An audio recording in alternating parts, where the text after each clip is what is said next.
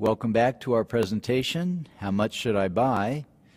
In this segment, we'll talk about calculating your open-to-buy plan. Quick review, open-to-buy planning is the answer to how much should I buy. It's actually the only answer. And there's nothing but benefits from using open-to-buy planning, as you know by now. Every retailer that is buying merchandise needs to have open-to-buy planning. If you're buying and reselling merchandise, there's no other way to plan your buying. And we work by these rules when we plan our open-to-buy.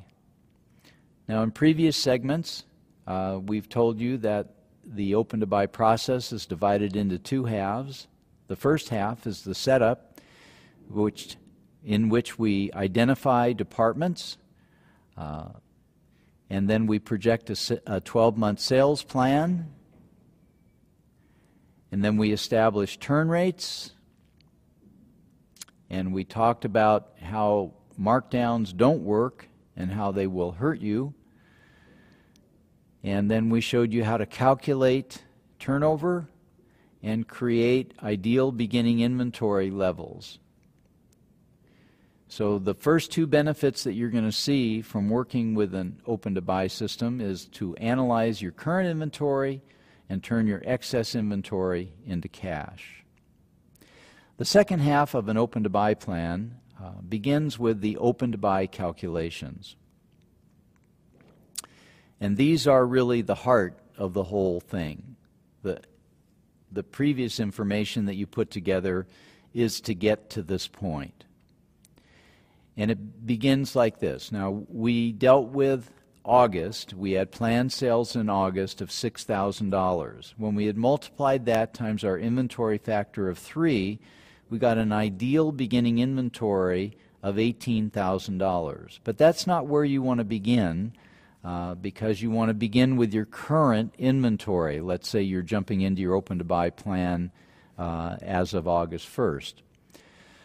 So if you refer to your point of sale, or take a physical inventory, or make a guesstimate and determine that your actual inventory is other than the $18,000, that would be the number that you would use to begin your open-to-buy calculations.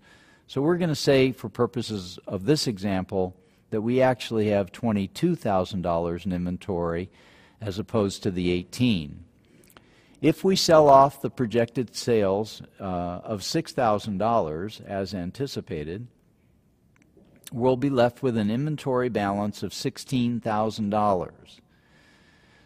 Now, jumping ahead a month, in September we had planned sales of $10,000. We multiplied that times our inventory factor of 3 to get an ideal beginning inventory level of $30,000. What we need to do during the month of August is to go from our inventory balance of $16,000 to our September ideal beginning inventory level of $30,000. So we need to receive during the month of August $14,000 worth of merchandise, and again these are all retail dollars, and that becomes our August open to buy. Now let's take another month. And again in September, if we sell off our $10,000 from our ideal beginning inventory level of $30,000, we'll be left with an inventory balance of $20,000. Jumping ahead to October, we had planned sales of $8,000. We multiplied that times our inventory factor of 3 to get an ideal beginning inventory level of $24,000. So what we need to do during the month of September is to go from our inventory balance of $20,000 to our ideal beginning inventory level of $24,000. So during the month of September, we need to receive $4,000 worth of inventory, and that becomes our September open to buy. A lot of people will look at these figures and say they don't make sense because you're receiving more merchandise in August, which is a weaker selling month, than you are in September, which is a stronger selling month. And you'd be right, but the numbers are right, because open to buy is very much of a flow concept. You are receiving in month 1 the inventory that is actually going to build the beginning inventory of month 2. When you go from a weak selling month into a strong selling month, you'll have a larger open to buy because you're building your opening inventory for that stronger selling month. And when you go from a strong selling month into a weak selling month, you'll have a diminished open to buy because you don't want to carry over inventory and you want to go into the weaker selling month with the correct amount of merchandise. But let's change the numbers a little bit and take it one step further. Let's say that in October, instead of planned sales of $8,000, we had planned sales of $6,000. So when we multiplied that $6,000 times our inventory factor of 3, we would get an $18,000 ideal beginning inventory level. So now, in this scenario, what we need to do is to go from our inventory balance in September of $20,000 to our ideal beginning inventory in October of $18,000. And what happens is that we come up with a negative open to buy in September.